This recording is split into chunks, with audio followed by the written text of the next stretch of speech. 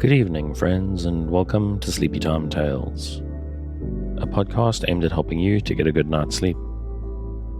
This is a podcast where I read old books, sometimes fiction, sometimes non-fiction, in the most boring way I can, to try and help slow your spinning mind, enough for you to fall asleep in the most natural way possible. The stresses of life often follow us to bed and keep us company, but I'm here to distract you from them and help you drift away. But before you fall asleep, if you find Sleepy Time Tales helpful and you would like to support me to help keep it going out to you and thousands of your fellow insomniacs, please consider supporting on the Patreon at patreon.com/sleepytimetales. If monthly is a bit much, you can also put a tip in the tip jar, in the Ko-fi. Both of these are linked in the show notes. And I would like to give a shout out to Wendy, who recently signed up to the Patreon. Thanks very much, Wendy. I'm very grateful for your support. And I try not to get too personal and too serious here, but I do have to be honest about something. I am in a bit of a tight situation financially at the moment. So if you're able, and you've always thought about supporting Sleepy Time Tales but just never really gotten around to it, now really would be a great time. I do want to emphasize though, if you can't help, that's fine. Things are going to be fine. It's not a super crisis, just a bit of a bind.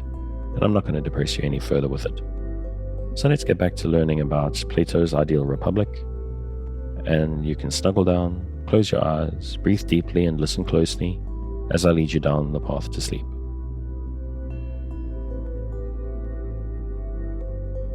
We return this week to the public for Plato.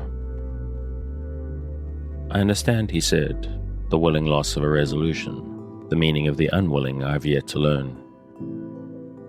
Why, I said, do you not see that men are unwillingly deprived of good, and willingly of evil? Is not to have lost the truth in evil, and to possess the truth the good? And you would agree that to conceive things as they are is to possess the truth? Yes, he replied. I agree with you in thinking that mankind are deprived of truth against their will. And is not this involuntary deprivation caused either by theft or force or enchantment? Still, he replied, I do not understand you. I fear that I must have been talking darkly, like the tragedians. I only mean that some men are changed by persuasion and that others forget. Argument steals away the hearts of one class and the time of the other, and this I call theft. Now you understand me? Yes. Those again who are forced are those whom the violence of some pain or grief compels to change their opinion. I understand, he said, and you are quite right. And you would also acknowledge that the enchanted are those who change their minds, either under the softer influence of pleasure or the sterner influence of fear.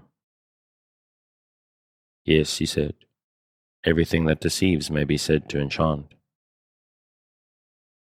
Therefore, as I was now saying, we must inquire who are the best guardians of their own conviction, that they think the interest of the state is to be the rule of their lives. We must watch them from their youth upwards, and make them perform actions in which they are most likely to forget or to be deceived. And he who remembers and is not deceived is to be selected, and he who fails in the trial is to be rejected. That will be the way. Yes. And there should be toils and pains and conflicts prescribed for them, in which they will be made to give further proof of the same qualities. Very right, he replied.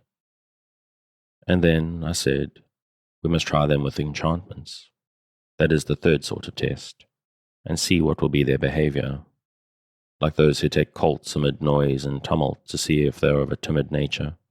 So we must take our youth amid terrors of some kind, and again pass them into pleasures, and prove more thoroughly than gold is proved in the furnace, that we may discover whether they are armed against all enchantments, and of a noble bearing always, good guardians of themselves and of the music which they have learned, and retaining under all circumstances a rhythmical and harmonious nature, such as will be most serviceable to the individual and to the state.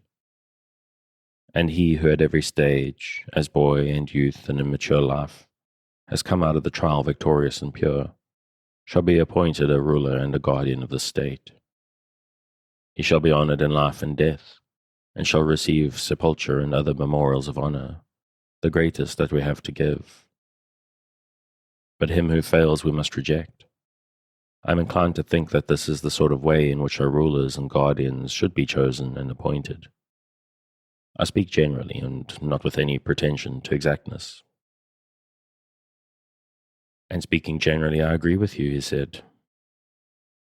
And perhaps the word guardian in the fullest sense ought to be applied to this higher class, only who preserve us against foreign enemies, and maintain peace among our citizens at home, that the one may not have the will, or the others the power to harm us.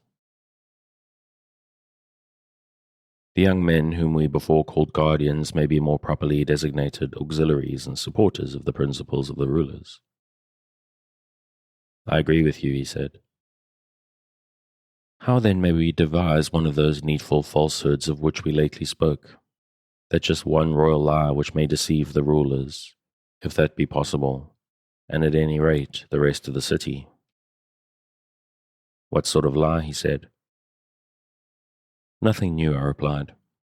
Only an old Phoenician tale of what has often occurred before now in other places, as the poets say and have made the world believe, though not in our time. And I do not know whether such an event ever could happen again, or could now even be made probable if it did. How your words seem to hesitate on your lips. You will not wonder, I replied, at my hesitation, when you have heard. Speak, he said, and fear not. Well then, I will speak, although I really know not how to look you in the face, or in what words to utter the audacious fiction which I propose to communicate gradually, first to the rulers, then to the soldiers, and lastly to the people. They are to be told that their youth was a dream, and that the education and training which they received from us, in appearance only, in reality during all the time they were being formed and fed in the womb of the earth, where they themselves and their arms and appurtenances were manufactured. When they were completed, the earth their mother sent them up, and so their country being their mother and also their nurse, they are bound to advise for her good, and to defend her against attacks. And as citizens they are to regard as children of the earth and their own brothers. You had good reason, he said, to be ashamed of the lie which you were going to tell. True, I replied, but there is more coming. I have only told you half. Citizens, we shall say to them in our tale, you are brothers, yet God has framed you differently. Some of you have the power of command, and in the composition of these he has mingled gold, wherefore also they have the greatest honor. Others he has made of silver, to be auxiliaries. Others again, who are to be husbandmen and craftsmen, he has composed of brass and iron. And the species will generally be preserved in the children. But as all of the same original stock, a golden parent will sometimes have a silver son, or a silver parent a golden son. And God proclaims as a first principle to the rulers, and above all else, that there is nothing which they should so anxiously guard, or of which they are to be such good guardians as of the purity of the race. They should observe what elements mingle in their offspring, for if the son of a golden or silver parent has an admixture of brass and iron, then nature orders a transposition of ranks, and the eye of the ruler must not be pitiful towards the child, because he has to descend in the scale, and become a husbandman or artisan, just as there may be sons of artisans, who having an admixture of gold or silver in them are raised to honor, and become guardians or auxiliaries. For an oracle says that when a man of brass or iron guards the state, it will be destroyed. Such is the tale. Is there any possibility of making our citizens believe in it? Not in the present generation, he replied. There is no way of accomplishing this. But their sons may be made to believe in the tale, and their sons' sons and posterity after them. I see the difficulty, I replied. Yet the fostering of such a belief will make them care more for the city and for one another.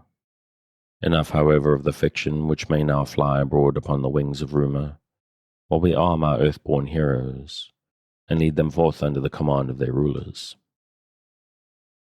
Let them look around and select a spot whence they can best suppress insurrection. If any prove refractory within, and also defend themselves against enemies, who like wolves may come down on the fold from without, they let them encamp. And when they have encamped, let them sacrifice to the proper gods and prepare their dwellings. Just so, he said. And their dwellings must be such as will shield them against the cold of winter and the heat of summer. I suppose you mean houses, he replied. Yes, I said. But they must be the houses of soldiers and not of shopkeepers. What is the difference, he said. That I will endeavor to explain, I replied. To keep watchdogs, who from want of discipline or hunger, or some evil habit or other, would turn upon the sheep and worry them, and behave not like dogs but wolves, would be a foul and monstrous thing in a shepherd. Truly monstrous, he said. And therefore every care must be taken that our auxiliaries, being stronger than our citizens, may not grow to be too much for them and become savage tyrants, instead of friends and allies. Yes, great care should be taken. And would not a really good education furnish the best safeguard? But they are well educated already, he replied. I cannot be so confident, my dear Glaucon, I said. I am much more certain that they ought to be, and that the true education, whatever that may be, will have the greatest tendency to civilize and humanize them in their relations to one another, and to those who are under their protection. Very true, he replied. And not only their education, but their habitations, and all that belongs to them, should be such as will neither impair their virtue as guardians, nor tempt them to prey upon the other citizens. Any man of sense must acknowledge that. He must. And now let us consider what will be their way of life, if they are to realize our idea of them. In the first place, none of them should have any property of his own beyond what is absolutely necessary. Neither should they have a private house or store closed against anyone who has a mind to enter. Their provisions should be only such as are required by trained warriors, who are men of temperance and courage. They should agree to receive from the citizens a fixed rate of pay, enough to meet the expenses of the year and no more. And they will go to mess and live together like soldiers in a camp. Gold and silver we will tell them that they have from God. The diviner metal is within them, and they have therefore no need of the dross which is current among men, and ought not to pollute the divine by any such earthly admixture. For that commoner metal has been the source of many unholy deeds, but their own is undefiled. And they alone of all the citizens may not touch or handle silver or gold, or be under the same roof with them, or wear them or drink from them. And this will be their salvation, and they will be the saviors of the state. But should they ever acquire homes or lands or moneys of their own, they will become housekeepers and husbandmen instead of guardians, enemies and tyrants instead of allies of the other citizens, hating and being hated, plotting and being plotted against. They will pass their whole life in much greater terror of internal than of external enemies, and the hour of ruin, both to themselves and to the rest of the state, will be at hand. For all which reasons we may not say that thus shall our state be ordered, and that these shall be the regulations appointed by us for guardians concerning the houses and all other matters. Yes, said Glaucon. Book 4. Here Adimantus interposed a question. How would you answer, Socrates, said he, if a person were to say that you are making these people miserable, and that they are the cause of their own unhappiness? The city in fact belongs to them, but they are none the better for it. Whereas other men acquire lands, and build large and handsome houses, and have everything handsome about them, offering sacrifices to the gods on their own account, and practicing hospitality. Moreover, as you were saying just now, they have gold and silver, and all that is usual among the favorites of fortune. But our poor citizens are no better than mercenaries who are quartered in the city, and are always mounting guard. Yes, I said, and you may add that they are only fed, and not paid in addition to their food like other men, and therefore they cannot, if they would, take a journey of pleasure. They have no money to spend on a mistress or any other luxurious fancy, which, as the world goes, is thought to be happiness, and many other accusations of the same nature might be added. But, said he, let us suppose all this to be included in the charge. You mean to ask, I said, what will be our answer?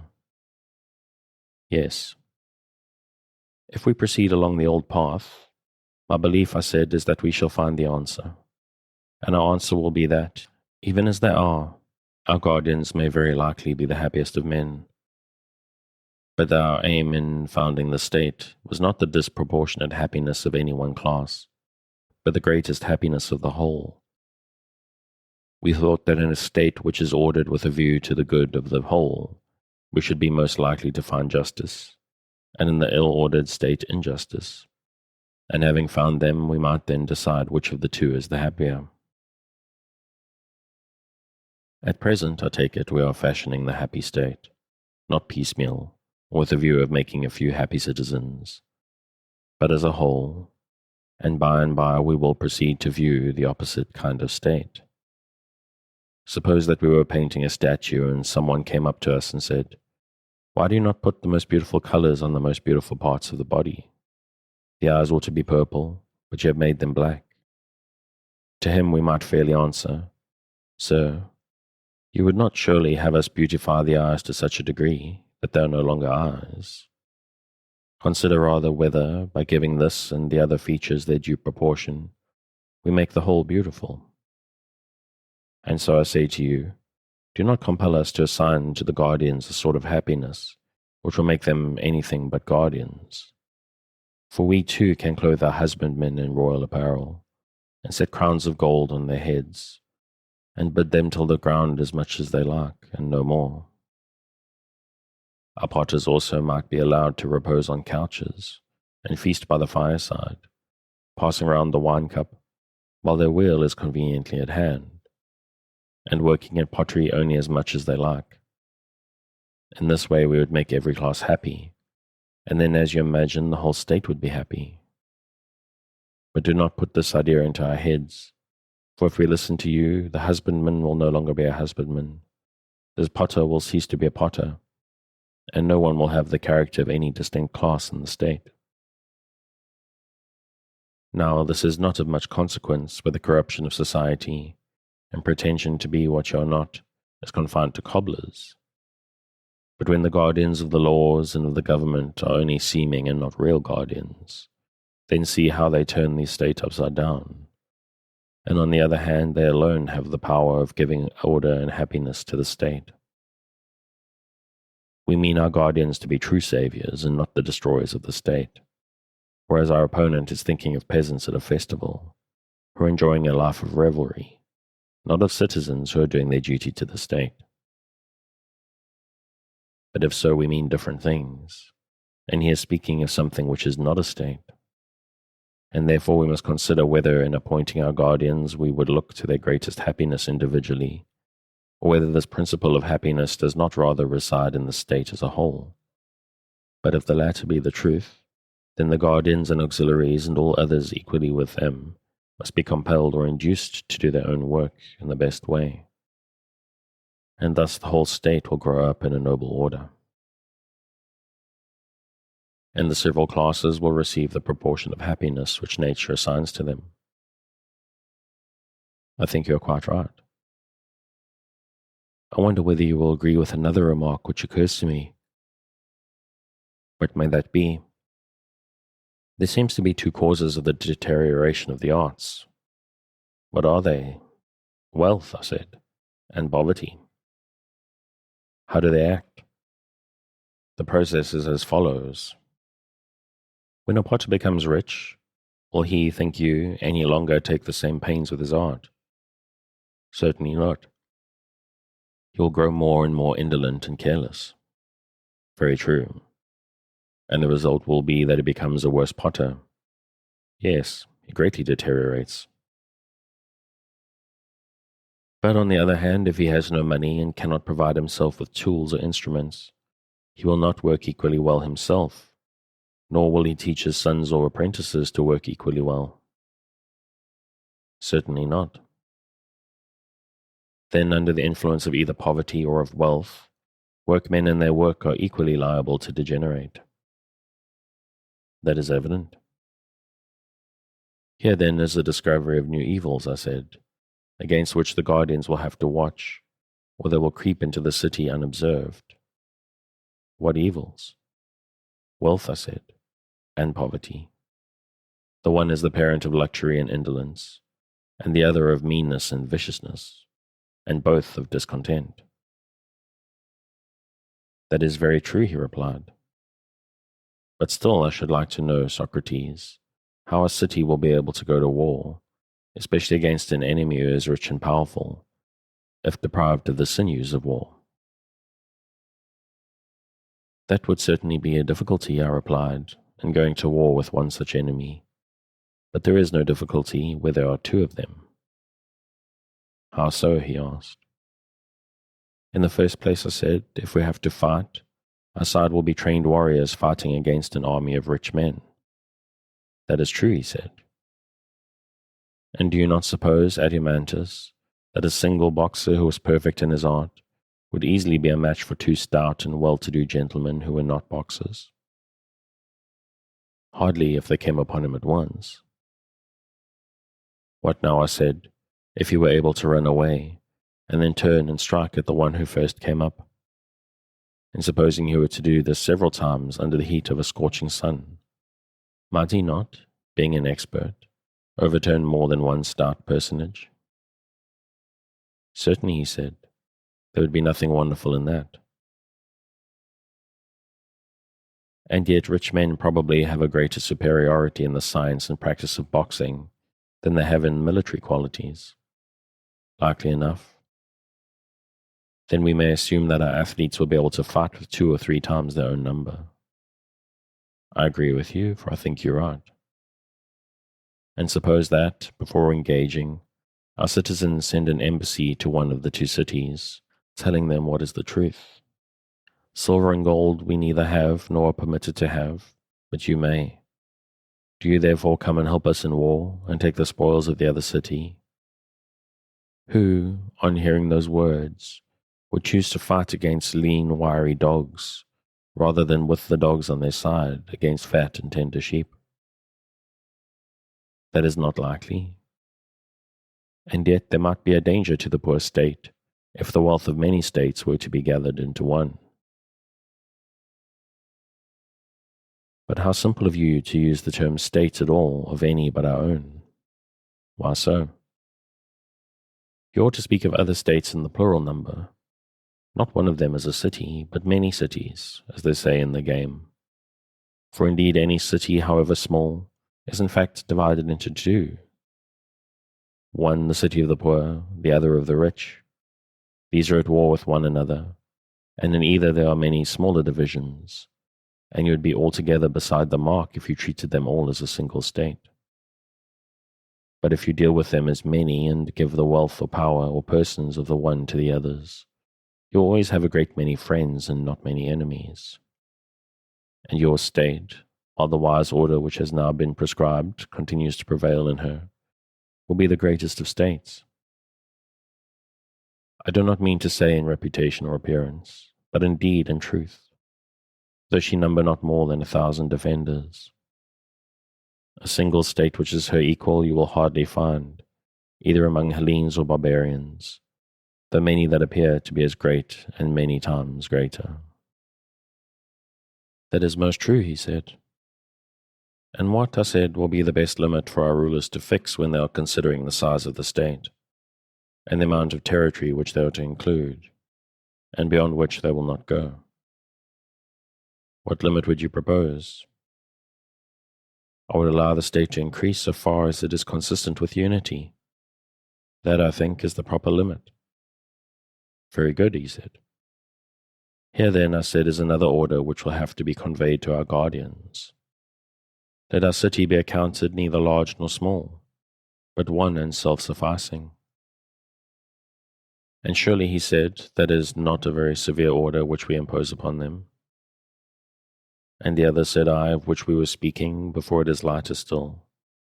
I mean the duty of degrading the offspring of the guardians when inferior, and of elevating into the ranks of guardians the offspring of the lower classes when naturally superior. The intention was that in the case of the citizens generally, each individual should be put to the use for which nature intended him. One to work, and then every man would do his own business, and be one and not many, and so the whole city would be one and not many. Yes, he said, that is not so difficult.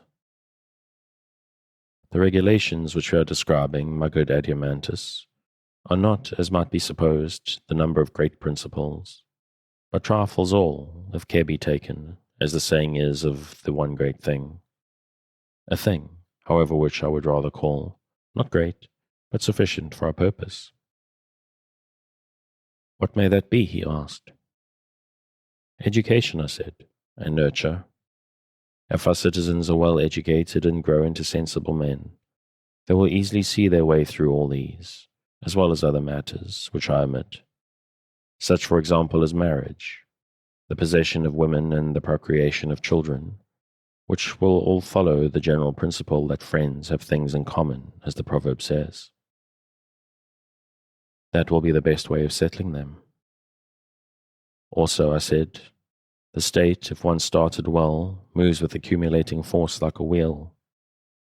For good nurture and education implant good constitutions, and these good constitutions, taking root in a good education, improve more and more, and this improvement affects the breed in man as well as in other animals. Very possibly, he said. Then to sum up, this is the point to which, above all, the attention of our rulers should be directed, that music and gymnastic be preserved in their original form, and no innovation made.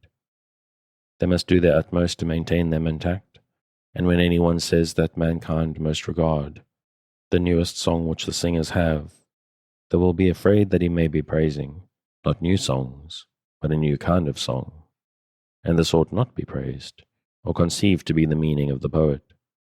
For any musical innovation is full of danger to the whole state, and ought to be prohibited. So Damon tells me, and I can quite believe him. He says that when modes of music change, the fundamental laws of the state always change with them. Yes, said Adeimantus, and you may add my suffrage to Damon's and your own. Then I said, our guardians must lay the foundations of their fortress in music.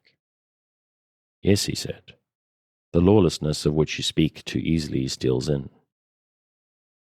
Yes, I replied, in the form of amusement, and at first sight it appears harmless.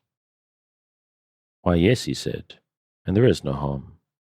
Were it not that little by little the spirit of license, finding a home, imperceptibly penetrates into manners and customs, whence, issuing with greater force, it invades contracts between man, and from contracts goes on to laws and constitutions, in utter recklessness, ending at last, Socrates, by an overthrow of all rights, private as well as public.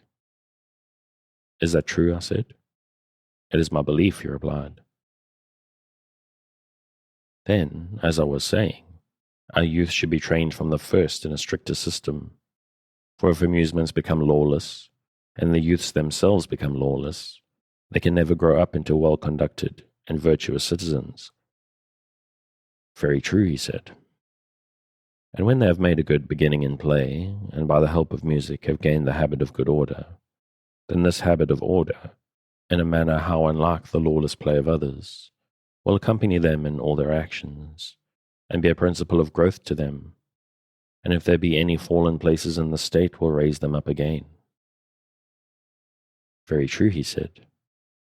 Thus educated, they will invent for themselves any lesser rules which their predecessors have altogether neglected. What do you mean?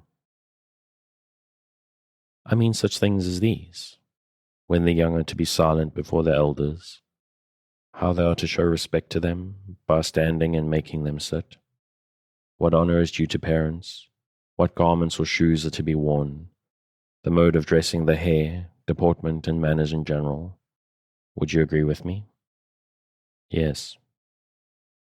But there is, I think, small wisdom in legislating about such matters. I doubt if it is ever done, nor any precise written enactments about them likely to be lasting. Impossible. It would seem, Adiamantus, that the future in which education starts a man will determine his future life. Does not like always attract like? To be sure. Until someone rare and grand result is reached which may be good, and may be the reverse of good. That is not to be denied. And for this reason I said I shall not attempt to legislate further about them. Naturally enough, he replied. Well, and about the business of the agora, and the ordinary dealings between man, and again about agreements with artisans, about insult and injury, or the commencement of actions, and the appointment of juries, what would you say?